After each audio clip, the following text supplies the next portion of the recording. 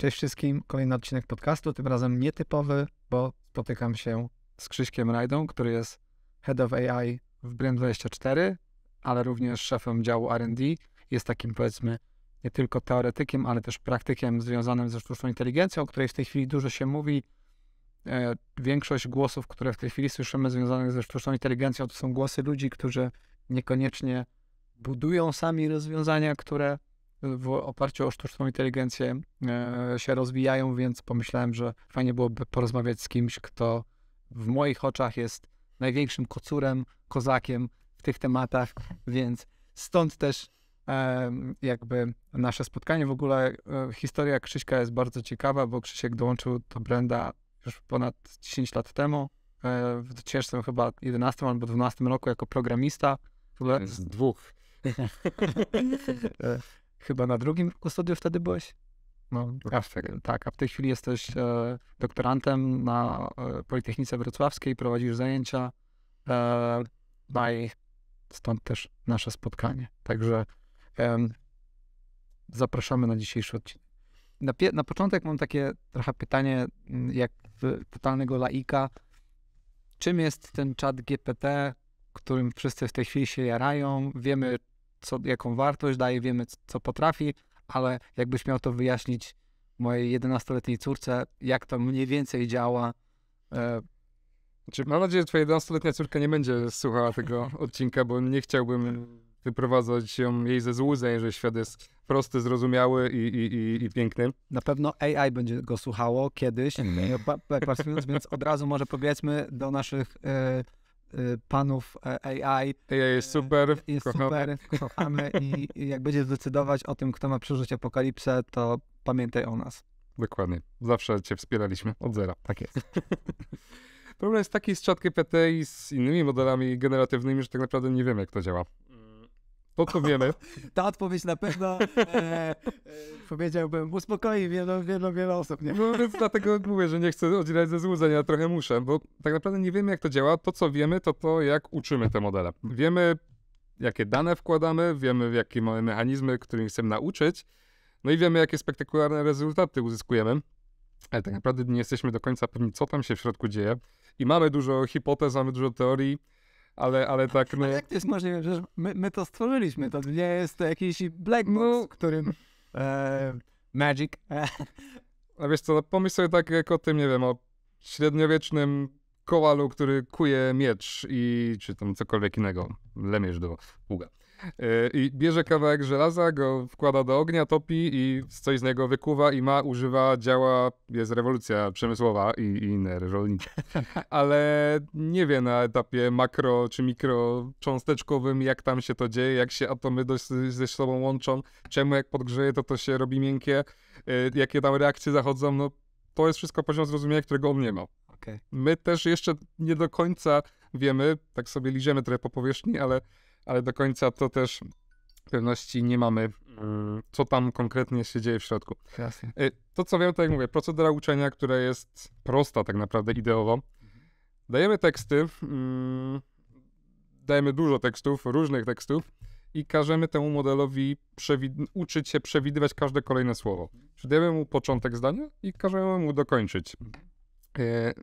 Te modele na bazie tego, co mu damy w prompcie, jak wszyscy już wiemy, teraz się robią trochę nomenklatury bardziej powszechnej, więc promptujemy modele, dajemy mu kawałek tekstu, a on stara się jak najlepiej dokończyć ten tekst tak naprawdę, czyli no odpowiedzieć nam na pytanie, opisać to, co chcemy, żeby opisał i tak dalej. Bo z tego co wiem, to działa to w oparciu o rachunek prawdopodobieństwa i jakby jest liczone prawdopodobieństwo jakby wystąpienia kolejnego znaku i jest pewnie podpowiadane, on stosuje najbardziej prawdopodobny kolejny znak, który powinien użyć w przypadku takiego ciągu znaków. Tak, dokładnie tak. Ale nie jesteśmy w stanie w jakiś sposób wziąć gotową odpowiedź, której on udzielił i przejść dokładnie krok po kroku, odgadując, dlaczego udzielił tej odpowiedzi. No raczej nie wiem jak. Okej. Są badania na mniejszych modelach, że tam jakby sposób, w który on generuje odpowiedzi, to tak jak mówisz, że opiera się na prawdopodobieństwie i to na to można wpłynąć. choćby w GPT mamy ten magiczny suwaczek z temperaturą, ustawiając temperaturę w jedną stronę albo całkowicie jakby zwiększamy jego chęć brania mniej prawdopodobnych znaków, tokenów, słów, albo skierujemy go w tym kierunku, żeby tylko te najbardziej prawdopodobne brał, wtedy jakby sterujemy tym, czy bardziej zaczyna zmyślać, czy bardziej, może nie zmyślać, tylko że jest bardziej kreatywny, czy bardziej konkretny. To na poziomie takim tu naszym użyteczności, ale naukowcy tworząc te modele też w różne sposoby zarządzają tym, jak on ma na prawdopodobieństwo patrzeć, jak to rozkładać, jakim właśnie rozkładem prawdopodobieństwa to modelować. Więc tutaj jest dużo różnych mechanizmów i różnych metod, które mogą tu nam pomagać, ale tak my teraz sobie tu w dwójkę postprocesingu raczej ChatGPT nie sprawdzimy, czemu on tak odpowiedział. No, ale to jest mega ciekawe, że mówisz, nawet oni nie są w stanie wskazać komuś, dlaczego ChatGPT udzielił takiej odpowiedzi, a nie innej.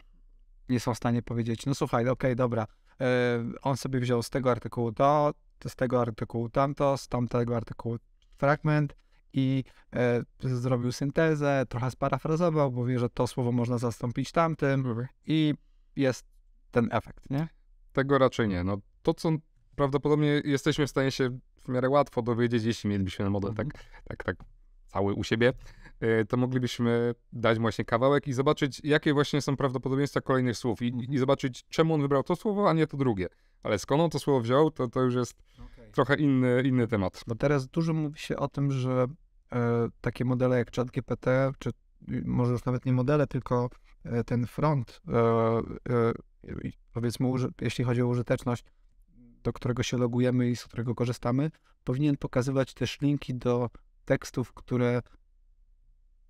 z których skorzystał przy tworzeniu konkretnej odpowiedzi.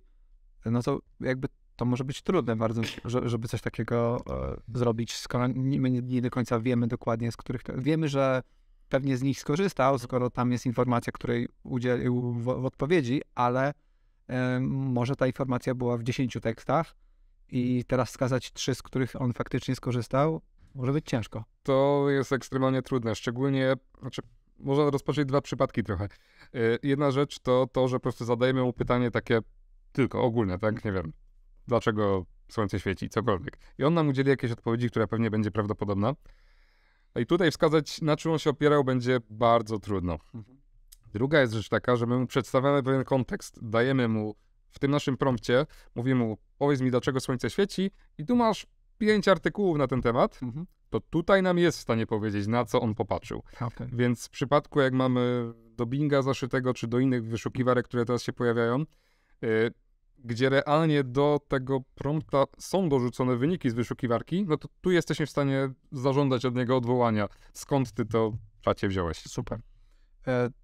Teraz pojawia się trochę krytyki związanej z ChatGPT. W zasadzie od początku pojawia się krytyka. Głosy są często skrajne. Z jednej strony ludzie mówią rewolucja, jakby kolosalny przełom w tym, jak wchodzimy w interakcję z komputerami i tak dalej, ale z drugiej strony ludzie mówią, nie no, to on wygaduje bzdury, wymyśla, kompletnie fabrykuje rzeczy. Jak się czasami wpisze, nie wiem, kto jest szefem Brand24, wpisuje jakąś nieistniejącą osobę, dziwne imię i nazwisko.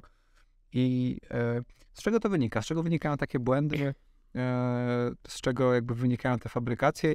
I czy powinniśmy przywiązywać do nich tak dużą wagę? W sensie, czy to zawsze tak będzie działać? Czy może są to pewne niedoskonałości, które z czasem będą wypolerowane? Jest to tak, że te modele, cała rodzina modeli uczy się języka i ona się uczy pięknie, płynnie mówić, no w szczególności ChatGPT, no i GPT-4 dzięki mechanizmowi RHLF są dotrenowane odpowiedzi w taki sposób, że się podobało człowiekowi. Więc no, to jest ich główne zadanie. Wszystko, co zwiąże się z tym, że one mają jakąś wiedzę, wynika z tego, że one są po prostu duże. Jak model jest duży, to model zapamiętuje gdzieś jakoś w swoich wagach, koduje fakty. I właśnie to jest to, że nie do końca wiemy, jak on to robi, ale no on po prostu zapamiętuje. To jest element, który dzisiejszej rozmowy na razie rozwalił mnie najbardziej. Nie wiedziałem tego. Myślałem, że to jest... Znaczy, wiedziałem, że to nie jest 30 ifów, ale wydawało mi się, że po prostu ściągając maskę, jakby jesteśmy w stanie powiedzieć, co jest pod tą maską, dokładnie co w tym silniku siedzi, nie? Znaczy, Możemy sobie nawet nie zdawać sprawy, dlaczego to paliwo wybucha w tym silniku, ale jednak wiemy, że trzeba nalać paliwa, ono wybucha, tworzy reakcję, która napędza mechanizm. Znaczy, my znamy mechanizm działania, no bo mamy tam miliony, miliardy parametrów. Parametry są tak naprawdę liczby, to są wagi połączeń między kolejnymi neuronami w sieci, bo te modele nie są niczym innym niż wielką siecią neuronową z paroma bardzo sprytnymi mechanizmami zaszytymi pod spodem. A sieci neuronowe się cechują tym, że mamy neurony i mamy połączenia między nimi. W tych połączeniach, wagach, parametrach, jak teraz się to przyjęło nazywać, są właśnie zaszyte prawdopodobieństwa. Cała sieć to jest nic innego jak jedna wielka funkcja prawdopodobieństwa wszystkiego. Czyli my dajemy kawałek tekstu, no i on nam generuje prawdopodobieństwo kolejnego tokenu, kolejnego słowa. Jeśli sieć jest duża, ona nauczy się, właśnie zapamięta więcej, czyli będzie wiedziała, że prawdopodobieństwo, kto jest szefem Brand24, no najbardziej prawdopodobny będzie Michał Sadowski. Mniejsza sieć bardziej się skupi na tym, kto jest szefem i że tam powinno być nazwisko. Okay. I po prostu zmyśli, on po prostu napisze jakieś nazwisko, które jest najbardziej prawdopodobne. Nie wiem, jeśli najczęściej znajduje jako szef w takim kontekście, szefem firmy X jest Zuckerberg, to pewnie wpisze, że Brenda też jest Zuckerberg, bo to jest prawdopodobne. Zastanawiam się, bo wspomniałeś o tej sieci neuronów jako mechanizmy połączeń. Te parametry, o których słyszymy, że tam GPT-3 miał 175 chyba miliardów, albo to GPT-4. W każdym razie te różnice między kolejnymi mechanizmami są bardzo w zasadzie logarytmiczne. To jest odpowiednik połączeń między neuronami w ludzkim umyśle? Czy... Nie do końca. No taka była idea. Te pierwsze podejścia, no właśnie to miałem modelować, stąd też ta nomenklatura. Ale te neurony w sieciach są trochę inaczej rozumiane, są trochę prostsze. No, w mózgu człowieka reakcje biochemiczne, które zachodzą, są o wiele bardziej skomplikowane i też mniej zrozumiałe niż to, co się dzieje w sieciach. Nie da się tak porównywać, że ludzki umysł, jak sprawdziłem, ma 100 miliardów tam komórek nerwowych i 100 bilionów połączeń. GPT-4 ma tam, nie wiem, czy GPT-3 ma 175 miliardów połączeń, czy tam parametrów, to znaczy, że jeszcze jest, że jeszcze nie są na naszym poziomie. Nie porównałbym tego 1 do 1, bo to trochę, jakby mózg człowieka uczy się wszystkiego na podstawie obserwacji. No, sieć też się uczy na podstawie obserwacji, ale no tego, co jej tam damy. Przed siecią dajemy konkretne zadanie, czy na przykład generację kolejnych tokenów. Człowiek po prostu jest wrzucony w świat i no, dziecko przez pierwszy rok swojego życia, czy 2 lata swojego życia, no nie robi nic innego niż się uczy, tak naprawdę patrzy, obserwuje, słucha, stara się jakoś wchodzić w interakcję, patrzeć, co się dzieje, no i to jest coraz bardziej zaawansowane, ale no gdzieś w tym procesie się po prostu też modeluje odpowiednie prawdopodobieństwo, czy też zapamiętują pewne fakty w mózgu, ale no nie jestem tutaj niestety neurobiologiem, a szkoda, bo to jest bardzo pasjonujące tak naprawdę, jak to się dzieje. Wydaje mi się tutaj bardzo, bardzo dużo zależy od tego, czy pytamy go właśnie o coś ogólnego, czy dajemy mu jakiś kontekst. No choćby z naszych badań wynika, że jak wrzucimy odpowiednie dokumenty, czy odpowiednie kontekst do prompta, no to on bardzo się na tym skupia i możemy wtedy temu ufać, bo jakby dajemy mu pewne fakty i każemy na bazie tych faktów wygenerować tekst. I to jest zastosowanie, które działa bardzo dobrze. Ludzie często teraz mówią o zastosowaniach, zresztą sami founderzy OpenAI mówią o tym, że to będzie rewolucja w edukacji, że każde dziecko na świecie będzie miało personalnego nauczyciela, do którego będzie dostęp też w krajach, powiedzmy, w których powiedzmy jest dużo ciężej niż tutaj u nas w Europie czy na Zachodzie. I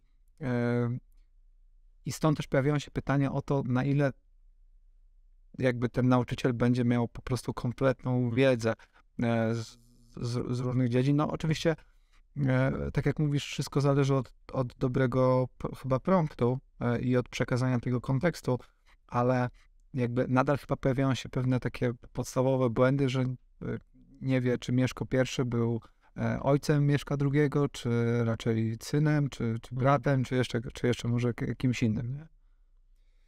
No tak, pytanie takie bez kontekstu, no rozbija się o pewne rzeczy, no bo tak cały czas jakby wróćmy do tego, jak to było uczone. To dostało masę danych i stara się nauczyć prawdopodobieństwa tego, jak te dane ze sobą połączyć.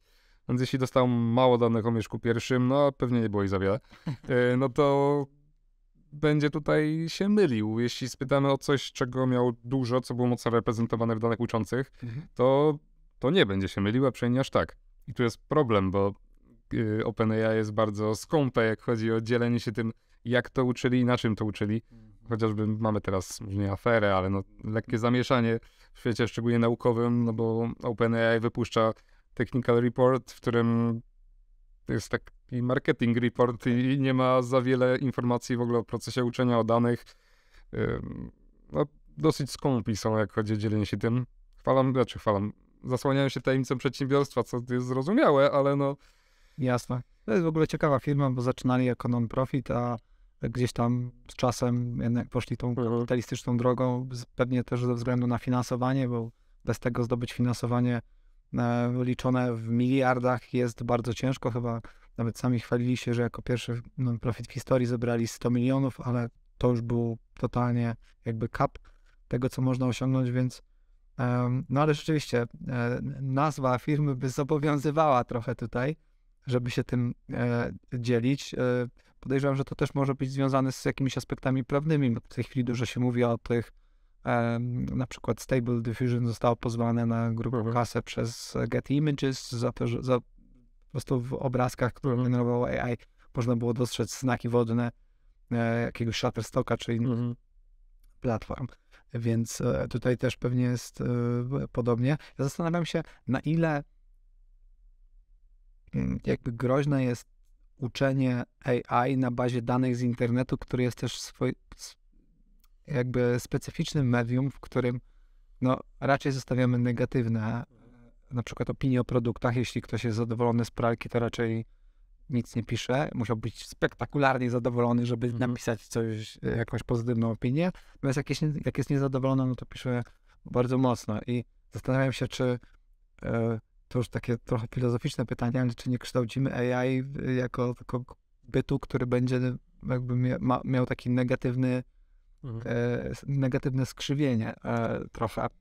Już nie wspominając o tym, że jakby w internecie jest dużo bzdur, czyli płaska ziemia na przykład i tak dalej, i czy docierając do czy ucząc go na danych, w których będzie wystarczająco dużo wzmianek na temat płaskiej ziemi, on zacznie informować, że słuchajcie, ale jest jeszcze taka alternatywna teoria, że jednak nie jest Ziemia okrągła.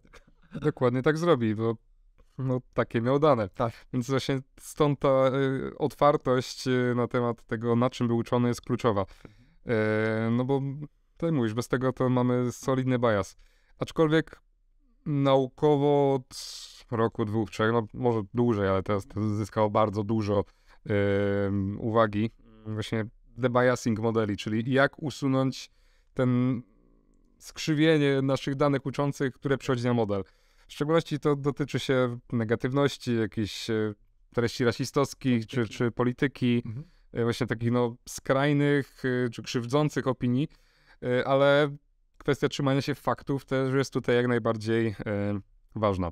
No, to, co się dzieje przy GPT-4 i ChatGPT, to jest ta dodatkowa warstwa uczenia właśnie opierająca się na ludzkim sprawdzeniu i douczaniu do tego, żeby jakby ludzie oceniają, co im się bardziej podoba i na ile to jest zgodne z rzeczywistością, więc to wydaje się być kierunek, w którym będą musiały pójść wszystkie te modele, no bo wcześniejsze modele po prostu umiały to, co było w danych i umiały tak generować teksty, jak było w danych. To, co jest wielką przewagą ChatGPT i GPT-4, to jest to, że generuje to tak, że to się podoba ludziom, bo realnie był do tego douczony No i ludzie trochę też mieli wpływ na to, żeby po prostu nie ściemniał tak całkowicie. Jasne. No, jest ten proces potem weryfikacji tego, żeby tam łapkę w górę lub w dół. Dokładnie, to też Mamy wpływa. pewnie setki testerów, którzy to wyłapują. Dokładnie. Ciekawe. Powiedz, czy są jakieś sposoby, tu założę na chwilę czapkę marketera, i czy są jakieś sposoby na to, żeby wpływać na wyniki, jakie ChatGPT pokazuje? Pewnie widziałeś na naszym Slacku firmowym, że pojawiają się coraz częściej informacje o tym, że klient trafił do nas po poleceniu przez ChatGPT. Ja mam z tym problem trochę, bo jest to coś kompletnie poza naszą kontrolą, o ile w Google, czy jakieś pozycjonowanie w Google i tak dalej jest związane z pewnymi dobrymi praktykami, to znaczy nie ma publicznego algorytmu, otwartego algorytmu Google oczywiście, ale wiemy, że stosując takie dobre praktyki jest bardzo, bardzo duża szansa, że przebijesz się do top 10 na przykład. A tutaj jakby na razie nie ma kompletnie, więc i to też jakby, rozumiem, to nie jest krytyka OpenAI akurat, bo myślę, że to urosło w tempie, w którym oni się nie spodziewali. To tam od 0 do 100 milionów użytkowników szybciej niż jakikolwiek projekt do tej pory urosło, licząc to Facebook, TikToki i tak dalej, ale zastanawiam się, czy są jakieś sposoby, czy nawet jak nie wiemy tego, to jak sobie wyobrażasz, będzie wyglądało wpływanie na to, bo jakieś wpływanie będzie musiało być, bo pewnie, nie wiem, przyjdzie Shell i powie, słuchajcie, kurczę, ten skandal, który mamy w Afryce w związku z tym, to musimy to jakoś, znaczy to pewnie akurat firma na to nie zareaguje, ale no, musi być jakiś sposób na wpływanie jakby tego, co on zwraca z czasem. Tak czysto technicznie trzeba przeuczyć model. Nie wiemy, jak to oni to robią. Jak często będzie można przeuczać model? Czy będzie można robić to przez ten fine-tuning, czy... Nie, robiąc fine-tuning, tworzysz swoją wersję modelu, która jest dostosowana do twoich danych, ale tylko ty z niej możesz korzystać. Więc to jakby dla marketerów kluczowe byłoby zmiana tego głównego modelu, do którego wszyscy w Playgroundzie sobie stukają. OpenAI mówi, że przeucza ten model, generuje też kolejne iteracje, poprawia swoje wyniki, no ale nie wiemy jak. Więc ciężko powiedzieć, jak na to wpłynie.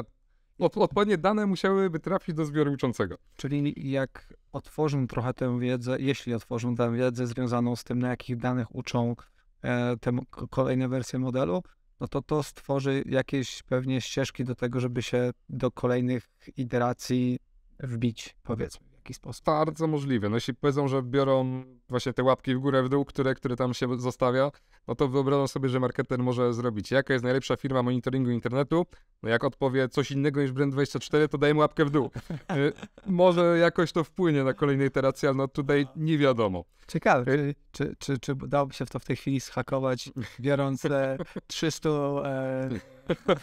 stażystów i płacąc im za to, żeby wpisywali i delajkowali te, które są innym niż Brand24. Może to jakoś wpłynie, no ciężko powiedzieć. To wytniemy z podcastu i zachowuję to jako Przewaga rynkowa.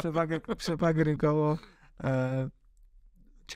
Ciekawe, bo to jakby widać gigantyczny potencjał, bo w tej chwili Google ma 93% rynku search i wydaje mi się, że nie wiem, czy to będzie chwilowa moda, może się okaże, że to po prostu chwilowa moda, taki viral, jak był Clubhouse swego czasu popularny na Twitterze i zdech bardzo szybko, ale jeśli to się nie okaże chwilowa moda, no to ja podejrzewam, że Google faktycznie może czuć ten oddech i może nawet już kilkanaście procent zapytań czy wyszukań jest w jakimś sensie przechodzących przez GPT.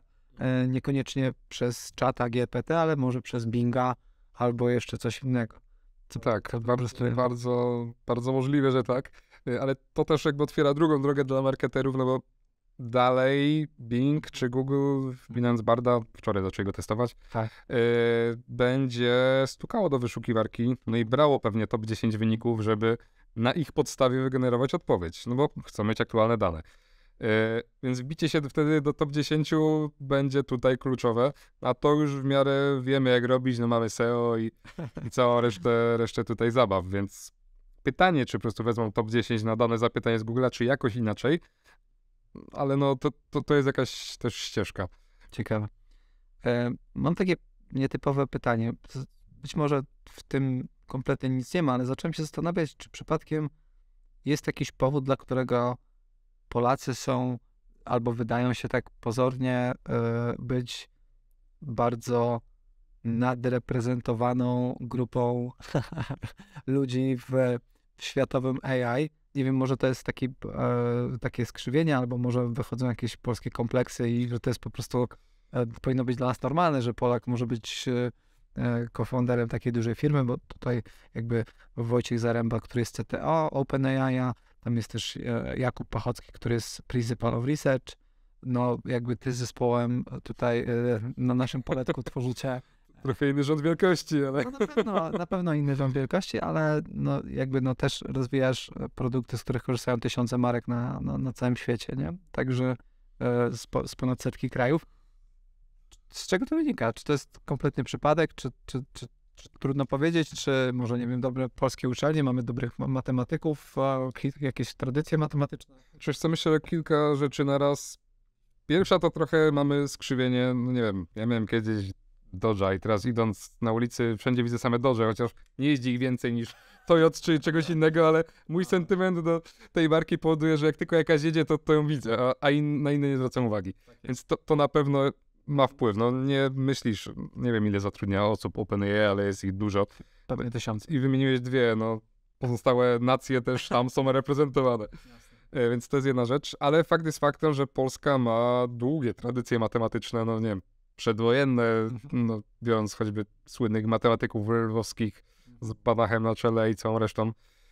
Był swoją drogą mega ciekawą postacią, podobno potrafił się postawić i Niemcom, i Ruskom, i nikt go nie tykał za bardzo. Jest bardzo fajny odcinek, historia bez cenzury na temat Banacha i matematycznej szkoły. Był naprawdę dobrą osobą w historii, ale też no, dużo zmienił i cała ta grupa, właśnie dużo polskich naukowców, szczególnie w naukach ścisłych, dało dużo podstaw matematycznych, logicznych do tego, co się dzieje teraz. No, nie można 1:1 tego wskazać, ale no jakby wiadomo, w nauce jest tak, że to przyrostowo wszystko rośnie. Mamy bardzo dobre uczelnie w tej chwili, nadal mamy bardzo solidne grupy machine learningowe, choćby nasza na Politechnice, tutaj Katedra Sztucznej Inteligencji też jest naprawdę solidna i robi na światowym poziomie naukę, że nie wspomnę o GUM-ie w Krakowie, grupie metod uczenia maszynowego, którzy naprawdę robią bardziej może podstawową naukę matematyczną w kontekście machine learningu, ale też na zaawansowanym poziomie, czy chociażby Uniwersytet Warszawski, tam jest kilka grup, które też naprawdę robią to na poziomie światowym. To, co jest naszym problemem, to, że my to robimy na uczelniach, robimy naprawdę super rzeczy naukowe, odkrywcze, bardzo mało tego przecieka do biznesu. Bardzo mało współpracujemy z biznesem, dlatego też Wojciech Zaręba jest w OpenAI, a nie w jakiejś otwarta sztuczna inteligencja u nas, nie? Jasne. No nie wiem, choćby na nas patrząc, no Brand jest jedną z niewielu firm, która ma zespół badawczo-rozwojowy, który realnie robi też naukę, a nie tylko rozwija produkty. No, mamy kilka tu naukowych dokonań, że choćby patrząc na nasze badania z sentymentem i tym, jakich modeli używać, a jakich nie i kiedy, no też to jest pewna kontrybucja firmy do ogólnego wkładu naukowego. To nie jest takie częste, tylko duże marki, nie wiem, Allegro chociażby robią dużo, jak chodzi o rozwój nauki NLP, ale to raczej są wyjątki niż normy. Jasne. No tutaj ogromny props, bo to przetwarzanie sentymentu, które zbudowałeś wewnątrz tej firmy, ono w ogóle, ja pamiętam jak pierwsze wersje w 2012 czy 2013 roku robiliśmy jeszcze z Karolem Wnukiewiczem i to były, nie wiem, czy jest jakieś nawet fachowe określenie na to, jak my to robiliśmy, ale to było jakieś takie słownikowe, mówiąc bardzo ładnie. Tak, a słowniki też tworzyliście ręcznie. Ja pamiętam najbardziej pozytywne słowo. Nigdy więcej nie spotkałem, nie wiem, czy twoja córka będzie nas słuchać? Można śmiało. Najbardziej pozytywne słowo w brandzie swojego czasu był rozchujniacz. Ale to jest jedyne użycie tego słowa, jakie widziałem. Ja usiłowałem googlować, ja nie znalazłem tego słowa nigdzie. Ja nie wiem, skąd wy to wzięliście. No to wyraźnie Karol i jego, że tak powiem, wiesz, młodzieżowy żargon. Karol zawsze był na bieżąco z wszystkimi młodzieżowymi tematami, więc nie pamiętam, że to były wyzwania. Pamiętam, że jak byliśmy poirytowani, bo słowo przechuj było dużym wyzwaniem do zaklasyfikowania po jakiejś negatywnej lub pozytywnej stronie, bo tam ludzie czasami pisali, że ten film to jest przechuj jako pozytyw, a niektórzy mówili, że przechuj to jest no negatywnie, w oczywisty sposób. Także nie zawsze się dało to zaklasyfikować tymi metodami słownikowymi. No, wyglądało to tak, że po prostu mieliśmy słowniki negatywnych zwrotów, pozytywnych zwrotów i szukaliśmy ich występowania w tym i to nadawaliśmy im różne wagi, więc no ale to było powiedzmy dalekie od... Na tamten czas to działało i tak się to robiło tak naprawdę. Tak, no z tym zaczęliśmy, więc to była taka beta, ale potem przyszedł Krzysiek i wdrożyliśmy sieci neuronowe chyba na początku laser? Tak, podejść było tu kilka, pierwsze właśnie oparte o embeddingach wielojęzykowych lasera. No to nam dało przeskok praktycznie dwukrotny, jak chodzi o jakość. No i każda kolejna iteracja, przeskakiwanie na inne modele, no dosypywanie więcej danych, no daje nam solidny progres. Także no teraz możemy się pochwalić tym, że GPT wymięka przy tym momencie, dokładnie. Jest to oczywiście wąskie zastosowanie, ale nadal cieszy, że byliśmy w stanie tak szacowną technologię wyprzedzić nawet w pojedynczym zastosowaniu. To jest fajne. A powiedz, jak twoim zdaniem będzie jakby wyglądała adopcja sztucznej inteligencji, bo w tej chwili wszyscy się jarają tekstem, obrazem, trochę tematami związanymi z audio. Pojawiają się już pierwsze narzędzia, które potrafią po tekście generować jakieś skromne filmiki. Dopiero co w zasadzie 2 dni temu bawiłem się takim, gdzie to jest jeszcze w powijakach, jakby nie da się jeszcze wykorzystywać tych filmików faktycznie gdzieś komercyjnie, czy jakoś w biznesie. Jest to bardziej taka ciekawostka, albo nie wiem, można sobie na imprezie podczas wizyty w rodzinnym domu można się tym pobawić i pośmiać, ale jest też bardzo dużo tych modeli sztucznej inteligencji związanych z wyciąganiem wniosków na bazie dużych zbiorów danych, podejmowaniem decyzji biznesowych opartych na właśnie rekomendacjach, które mogą podpowiadać te modele. My to wykorzystujemy na przykład w przewidywaniu, czy ostatnio zrobiliśmy tę analizę, jakiego typu wzmianki najbardziej mogą się spodobać poszczególnym klientowi na bazie tego, w co klikają i tak dalej. To też jest trochę jak algorytmy Netflixa czy YouTube'a, które podpowiadają nam kolejny filmik. Jak to dalej będzie się zmieniało twoim zdaniem? W które sfery życia będzie to wchodziło? Czy we wszystkie? Ciężko powiedzieć tak naprawdę. To są takie zmiany, które są dosyć szerokie i nieprzewidywalne. No bo ile jesteśmy w stanie zrozumieć jakiś stopniowy rozwój, pojawiania się kolejnych rzeczy, no to potem zdarza się coś, co tak naprawdę nawet nie jest przełomowym odkryciem naukowym, ale trafia do szerszego grona i zaczyna się masa pomysłów, jak można tego użyć, jak można to zmienić, co napędza rozwój jeszcze dalej. Wydaje mi się, że każda sfera życia prędzej czy później będzie tu przez AI zaatakowana, czy jakby będzie używany, dotknięta, tak, może bardziej tak.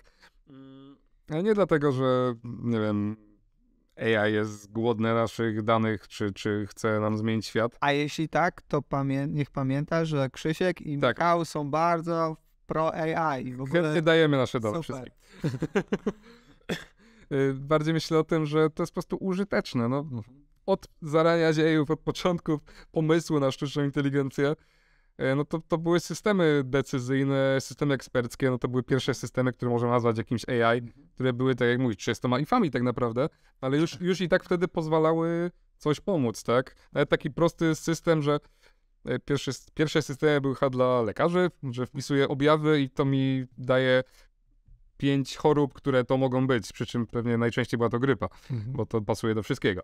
Ale no, tego typu rozwiązania po prostu oszczędzają czas i mamy w tej chwili genialną okazję, żeby oszczędzić czas na wielu polach, żeby zautomatyzować wiele rzeczy, zamiast, nie wiem, ślęczeć i czytać 30 artykułów, to możemy je sobie streścić, albo po prostu sięgnąć po informację, którą chcemy, albo zamiast ręcznie kleić filmik, możemy to przerzucić na AI, czy zamiast odpisać na maile, możemy poprosić jakąś wtyczkę do Chroma, która nam zamiast nas to zrobi.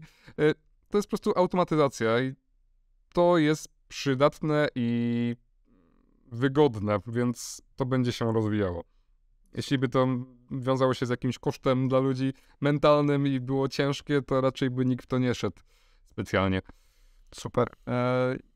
Mi się zawsze przypomina w takim momencie ta lista, którą ty przygotowałeś, chyba 70 różnych pól, w których można wdrożyć AI wewnątrz Brand24. 94. Czy 94, przepraszam. Boże, 50, ale to jest właśnie ciekawe, że jakby my w tej chwili postrzegamy to jako wsparcie tworzenia kontentu i rzeczywiście w tych obszarach jest to super mocne wsparcie, ale z drugiej strony bardzo dużo można zyskać poprzez właśnie jakieś modele predykcji churnu, modele predykcji sprzedaży. Może się okazać tak, że klienci, którzy będą najbardziej podatni na nasz produkt, są gdzie indziej niż nam się wydaje i my w tej chwili skupiamy się na grupie X, a tak naprawdę grupa Y ma największy potencjał do tego, żeby tu uderzać. Zastanawiam się w ogóle swoją drogą, na ile AB testy są czasami takim najprostszą formą takiego mikroneuronika, który decyduje, czy coś jest lepsze, czy gorsze i często w ramach tych AB testów nam wychodzą, że jakby okazuje się, że nasze jakby asumpcje były kompletnie nietrafione. Jak najbardziej. No jakby to, co mówisz, wszystko to jest gdzieś w obszarze sztucznej inteligencji, danych, może czasem nawet mniej machine learningu i GPT w szczególności, bo nie potrzeba takich rozwiązań, żeby zrobić pewne rzeczy. Czasem te przysłowiowe 4 na krzyż pozwolą nam zrobić o wiele, wiele bardziej użyteczne rzeczy i wyciągnąć wystarczająco dobrą wiedzę tak naprawdę, niż takie wielkie kobyły.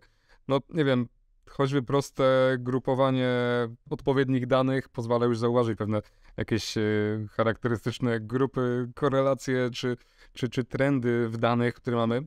Kwestia, żebyśmy mieli dane, tym danym mogli ufać i mieli kogoś, kto będzie potrafił w miarę te dane przeczytać. Stąd nawet nie potrzeba koniecznie, nie wiadomo jak, turbo kozaków machine learningowych, którzy będą uczyli GPT od zera. Czasem wystarczy po prostu dobrze chwilę się zastanowić nad tymi danymi, żeby już mieć jakieś wnioski. Jasne. Jeszcze na chwilkę założę tą czapkę marketera.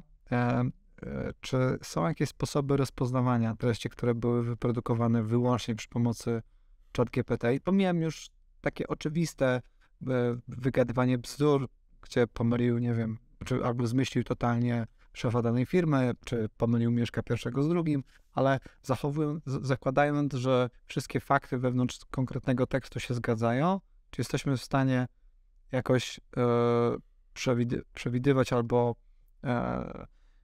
wiadomo, że pewnie nie ze 100% pewnością, ale jednak z wysokim prawdopodobieństwem zgadywać, które teksty były wygenerowane przez GPT-4 na przykład. No jest to dosyć ciężkie, bo mówimy o tekście. O ile w przypadku obrazów mamy po prostu plik binarny, w którym mamy dużo informacji zakodowanych, której człowiek nie widzi, no bo człowiek widzi tą warstwę wyświetlaną tak naprawdę, ale tam jest pełno metadanych pod spodem, czy w samych pikselach można zaszyć, nie wiem, znak wodny tak naprawdę, niewidoczny tak dla gołym okiem, ale który można wykryć. No to z tekstem jest gorzej, no bo tekst jest tekstem, to są po prostu litery i one też w takiej formie są rozprzestrzeniane. Jak skopiujemy to i wklejemy gdzie indziej, no to po prostu będą litery i ciężko jest zaszyć, nie wiem, niewidoczne znaki czy coś. wszystkie te rozwiązania, które starają się wykryć, znaczy można by nauczyć model na tych danych, na których był powiedzmy uczony GPT, no żeby patrzeć, jak bardzo podobne to jest do to co wygeneruje, jest bardzo podobne do tych danych, na których wiemy, że on je wygenerował.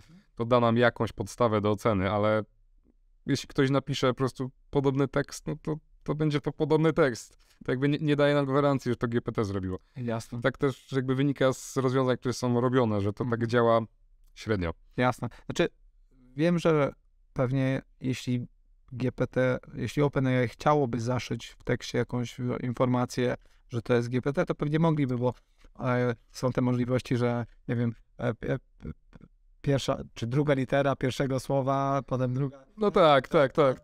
Zakodować coś tak naprawdę. Zakodować coś w ten sposób, ale bardziej mi chodzi o to właśnie, czy na przykład Google będzie w stanie depozycjonować teksty, które były tworzone wyłącznie przy pomocy GPT, bo jakby nie wierzę w to, że wspierane GPT-3 będą w stanie, i na które wszedł człowiek i potem by polerował, coś tam dodał, coś pozmieniał, wprowadził jakiś taki bardziej ludzki sznyt może, to jakby nie wierzę, że to jest do rozpoznania, natomiast czy takie teksty, wiesz, jak gdyby ktoś chciał stworzyć zaplecze pozycjonerskie i 1000 artykułów, to, znaczy, od razu powiem, nie to, żebyśmy chcieli coś takiego zrobić, bo to nie jest, bo myślę, że to można rozpoznać po prosty sposób, widząc, że pewnego dnia pojawiło się 1000 artykułów opartych na GPT-3. I też jak porównasz te artykuły do siebie, to one będą w miarę podobne, mimo wszystko spójne. Zastanawiam się po prostu, na ile, bo na przykład trochę z muzyką jest tak, że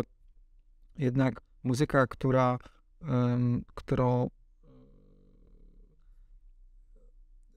jest wyprodukowana w programie typu DAW, jakby i często przez osobę, powiedzmy, początkującą, taką jak ja, no to wszystko jest takie bardzo równiutkie, nie?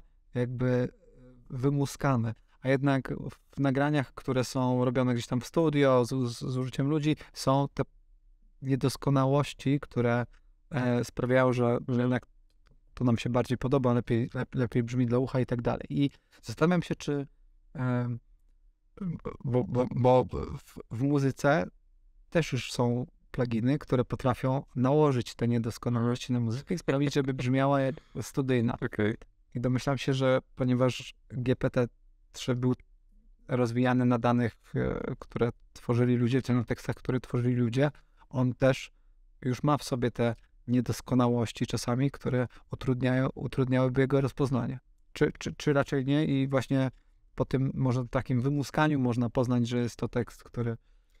Ciężko powiedzieć tak naprawdę, no bo on był douczany tych odpowiedzi, które się najbardziej podobały, no i to były te najbardziej poprawne, więc on odpowiada poprawnym językiem gramatycznym, stylistycznym.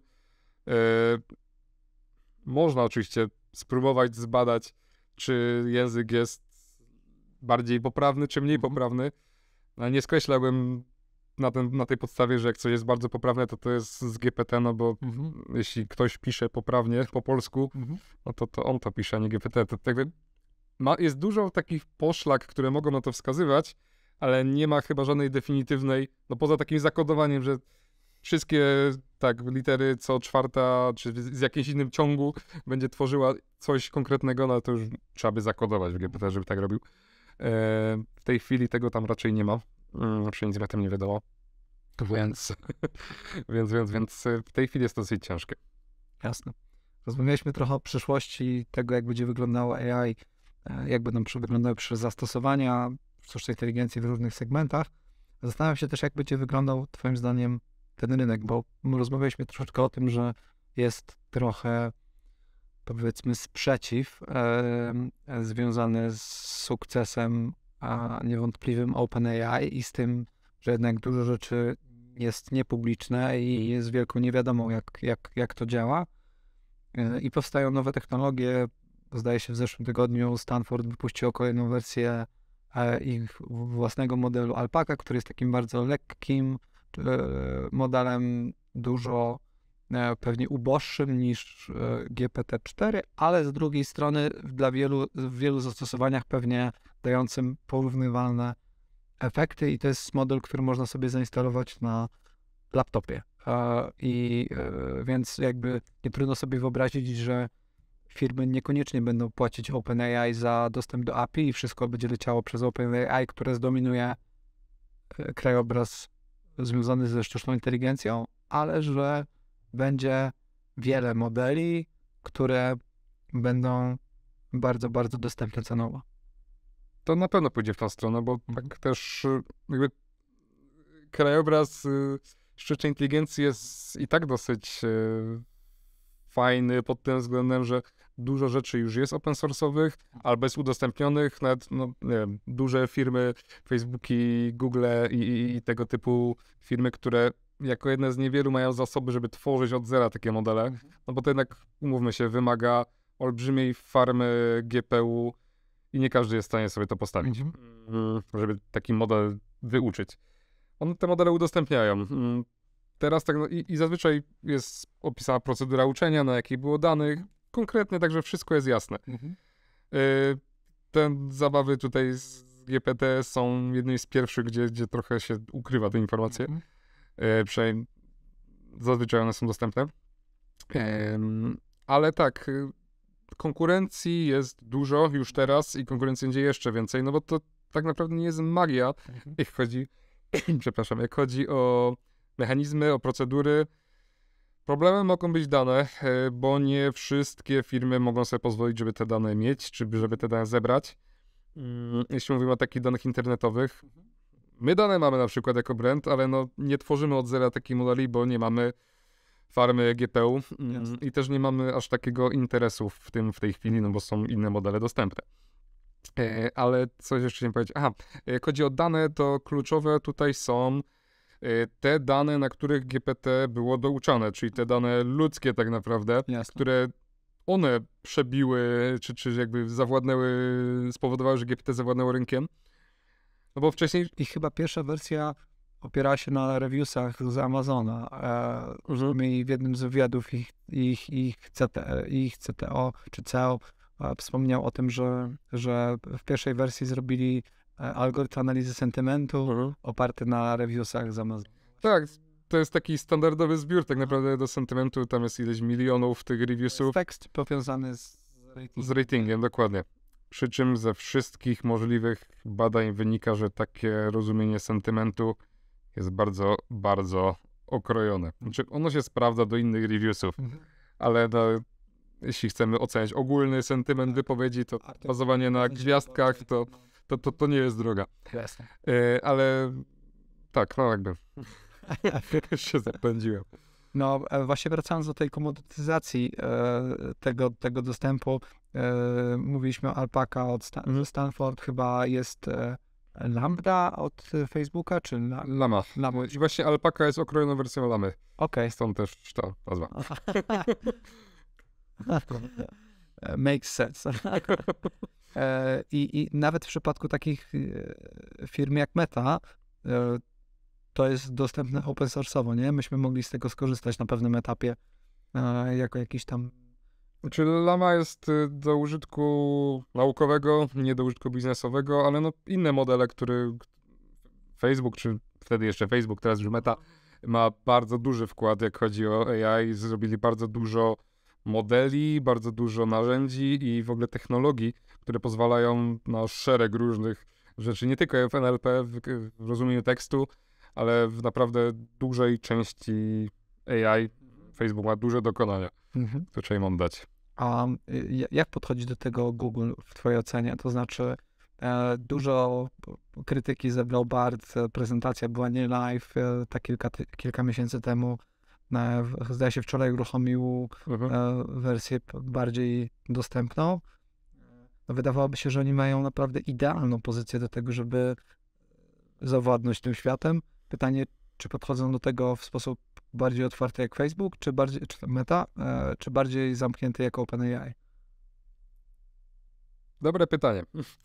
To jest tak, że Google trochę jest pionierem w dziedzinie AI. No, oni jako pierwsi stworzyli, czy w Google, może tak, w Google, naukowcy pracujący w Google, przysług współpracy z innymi uczelniami, bo najczęściej te prace są takie łączone, stworzyli chociażby model Transformera, na którym był oparty pierwszy BERT, czyli taki pierwszy model językowy, który jakby potrafił sensownie rozumieć język i od niego się zaczęła cała rewolucja w NLP, więc jakby dokonania Google'a są tutaj wielkie i tych modeli też oni wypuszczają na potęgę. To ciekawe, bo OpenAI trochę jedzie teraz na tej... Tak, Google przespało moment tak naprawdę, czy nie wiem, z ręką w nosiku zostało złapane, bo oni tego typu modele na pewno mieli. OpenAI zrobiło to, że dopracowało faktycznie tą ludzką formę odpowiedzi Tak jest. i wypuściło to, Fajny zrobił prosty interfejs, tak, i wypuścili to, żeby każdy mógł testować. No i to była ich zasługa. Ale to znowu zasługa bardziej produktowo-marketingowa niż naukowa. Nie wiem, po której stronie jestem w tej bitwie, czy bardziej produktowej, czy naukowej. Znaczy, nie mam żadnego tytułu naukowego, więc chyba, że mam historię. Niestety, że tak, to już jest pierwszy tytuł naukowy. Kurde, muszę zmienić bio na LinkedIn.